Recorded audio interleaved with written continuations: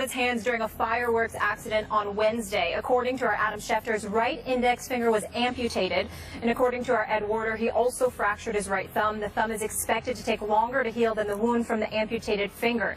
JPP is not the only player who had a fireworks mishap. The Bucs' C.J. Wilson also lost 2 fingers over the holiday weekend.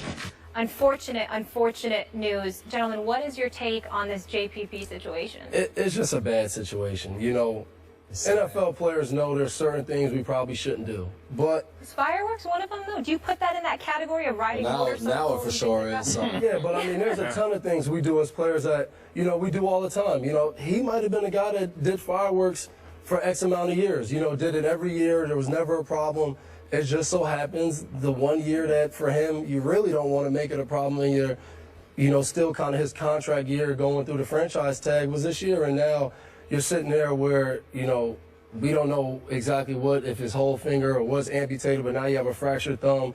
It's going to take longer to get back, but I think he's kind of maneuvering in the right direction as far as now he's focused on what's best for my career. You know, he felt it was best that when the Giants came, no, you can't see me. I don't want you to throw me on this list, the non-football related injury list, and I don't get paid. So, you know, now I think for him is getting past the stupid incident and trying to get to, you know, what's best for me career-wise. Yeah, without a doubt. I mean, for him right now, you have to be smart professionally. And the Giants own his right because they gave him a franchise tag, but he hasn't signed anything, so he's not under contract, so he doesn't have to let them see his thumb or his hands or anything. They could pull that tag, too. Exactly. And for him, if they do pull the tag, okay, now I'm an unrestricted free agent. I can shop myself to other teams. I can go show them my injury, show them when I'll be back, when I'll be ready to go. And now I can kind of get to where I wanted to get in the beginning of the offseason, is to be a free agent. That's where everybody wants to be if you can't sign that long-term deal that you want with your team. So for him, the worst of the worst, if they pull the tag, then I'll be a free agent. I'll be able to go to wherever I want in the NFL.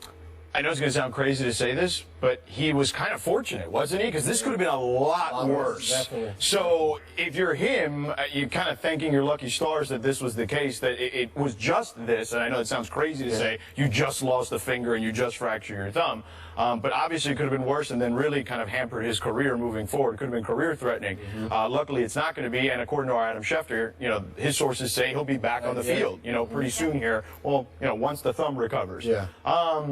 But if you're the Giants, you're in a tough spot. That's what I was going to say. What do the Giants do now? You got to keep him with that tag. Like, you can't remove that tag because there are going to be teams lined around the block to sign him. If you could get after the quarterback, everybody wants you. Yeah. And, you know, for the Giants now, it's sit and wait. But if we sit and wait, now what happens next time we franchise a guy and something goes wrong, or we have another guy in a situation? You know, it might not be JPP, but he might be a guy that's just important. You know, a young guy like Odell Beckham, let's say he gets in something, and he's already showed a lot of promise in this league. Do you want to, you know, set a precedence that, you know, if you're talented enough, you know, you can kind of do what you want and we'll wait. And, you know, being in on a team like New England, you see different things. You see guys get in trouble, got different things, and you see guys just gone. Yeah. And then, you know, well, you had a running back who overslept one day and then didn't play again. And that's what it is, you know. The Patriot way is wins. That's what But Gronk is doing party cruises. He's a different story. That party bus told everything. I don't want to put you in a bad spot. As far as we get an invite to the party bus. So no, I'm gonna get my way on that cruise ship, you know. But as far as we know with Gronk, he just has a good time. You know, there's never any incidents. Yeah, you know, that's true. He's not hurt, so from his partying. Get into that subject though with these incidents, like say it's Brady with the cliff diving. Obviously, you get to live your normal lives, but you're signing these contracts with these teams, getting paid millions of dollars. How is that as a player? Do you say, all right, I'm going to sacrifice, I'm not going to participate in X activities, and is fireworks one of them? I think some activities, but you know, I think it's hard for some guys that have been doing some things their whole life. You know, how do you just say? Give me an example. What's something you're going to say? Me, like I wouldn't get on a motorcycle. Okay. I just, you know. Would you have if you didn't play in the NFL? There's a chance, I would try it. I'm not cliff diving. I can't swim. Unless someone's waiting in the water to bring me to the You're not going to be surfing with Mariota? Is that what you're telling me? I mean, if he teaches me how to ride a surfboard, I may go out there. That seems like a lot of fun. But you know, once he gets his contract signed and everything's all cool, maybe we'll take a trip to Hawaii and learn how to ride some surfboard. Yeah, no skydiving then? No skydiving? See, I would skydive. Yeah. I would do that now, though. Please, like, I want to wait. Money. You think so? Yes, keep your money in your pocket. So no skydiving. No, none of that. We're seeing what's happening. No, Please, stay healthy. I mean, Tom Brady jumped off a cliff and he won a Super Bowl, so maybe that is the key. Hey, I'm just saying, live on the edge a little. Don't get him going on Tom Brady, man. Well, Don't worry, we got time. We got a lot of time to talk about. I want to talk more about Gronk's cruise. Like, I think that's what we need to have. I think that might be the No, let's talk about JPP and the Giants. What did the Giants do here at this point? What would you do? Do you keep him? I mean, because here's the only issue, right? Grabbing players.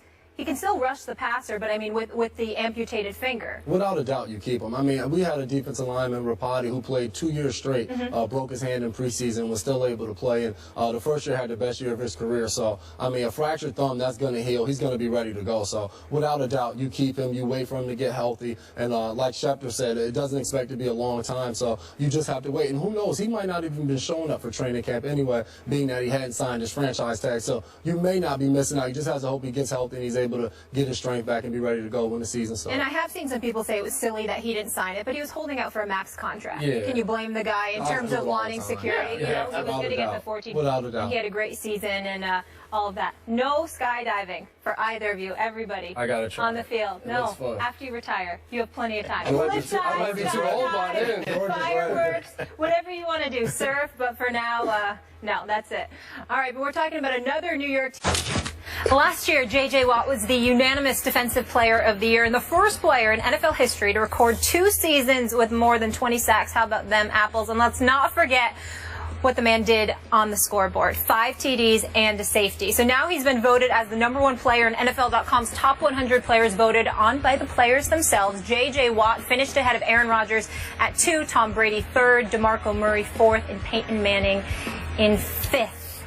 Is J.J. Watt the best player in the NFL? Devin, you want to go first? Bring in the defense. It's about time. Defense wins championships. It's about time we get a defensive player and not a quarterback at that #1 spot. I mean, the guy scored touchdowns. He had sacks. He recovered fumbles, interceptions, batted the ball down.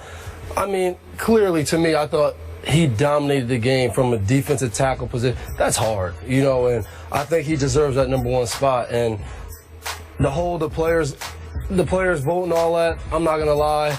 A lot of players, we just write names in there. We really don't care. You just pick your boys? It's like, you're like, we went to college together. Like, I'll go in there and be like, oh, 20 New England Patriots. And that's what I'll write down there. So we shouldn't trust the list? Give or take. But I do think J.J. Watt, I do think he Are you was the saying best that player. because you should have been on the list and you weren't? I'm even going to say you should have been on the list. You weren't on the top 100? No. What? But I guess that's a debate for another day. And We can debate it if you want. I agree. J.J. Watt, I mean, playing against a guy twice a year. We played him down in Houston. He got a sack fumble, picked up the ball, got pushed out of bounds. They ran the ball. They got down by the goal line. They subbed him in. He subbed in as a tight end and scored a touchdown. When you're on the sideline and you watch a guy do all of that to impact his team, he was the #1 player last year. I mean, 20 sacks. You watched him take the selfie, too, on the field. That was pretty cool. And that's another debate. He caught more touchdowns than the whole Chiefs squad, right? Than their receivers. The receiving squad, yeah. That's impressive. Listen, he's great. He is the best defensive player in the league right now. Him and Revis, I would say. I probably would have Revis personally. I hear a butt coming.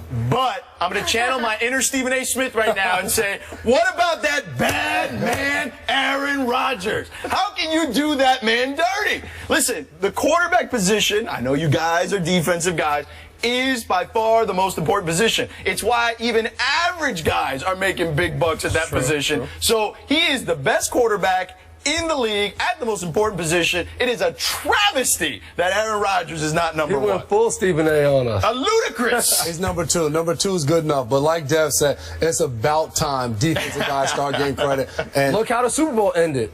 Defensive play. Yeah. Your boy Malcolm Butler. Malcolm Butler. And you can't. J.J. Watt has been dominant. Yeah, but you know what? Aaron Rodgers hits the wide receiver there.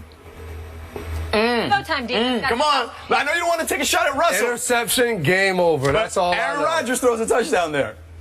Or they run the ball. Who knows? Right. We're not Maybe rewriting we stop the run. Or he throws it incomplete. But you the guys run. know, I want to just mention this really quick. It's a cool story. You guys know another guy in that defense really well, Brian Cushing. So when you're in high school, North Jersey, right? 6 potential NFL players. Yeah. And we're in that game, right? Who would have thought? Bergen Catholic, Montville. Who are some of the guys? St. Joe's, Montville. Ourselves, Brian Cushion, Jim Dre, tight end, Junior Gillette, defensive end was on our team, and also wide receiver Isaiah Williams. So there was a ton of talent. You know, so you still look out for those guys. Cushion had the best game that game. He had 5 touchdowns. I hate that. We won't speak All right, about we got to leave that story there though. But George, thanks so much for being with us here. You are the vet. Thanks for putting up with. These guys are pros. You're a pro. Yeah, I'm not the First vet around here. Come on. First day, we appreciate She acts like she's not a vet. She's a pro. Yeah. I'm a rookie and a vet, all right? Just like Drake. After the break, the McCourty twins will answer some hard-hitting questions. Stay tuned. First Take rolls on. Let's start with you. What's your greatest Gronk story? Greatest Gronk story has to be we play Green Bay. We fly straight to San Diego. So we're in San Diego for the whole week. So a bunch of us decided we're going to rent a bus and drive down to L.A. Why wouldn't you? You know, Tuesday was off day. We drove down there Monday. So we're in the club, and Gronk is in there doing his dance moves. So, you know, quite naturally, we're all looking like, what are you doing? And he was all in like, these are my best dance moves. I'm one of the best dancers I've ever seen.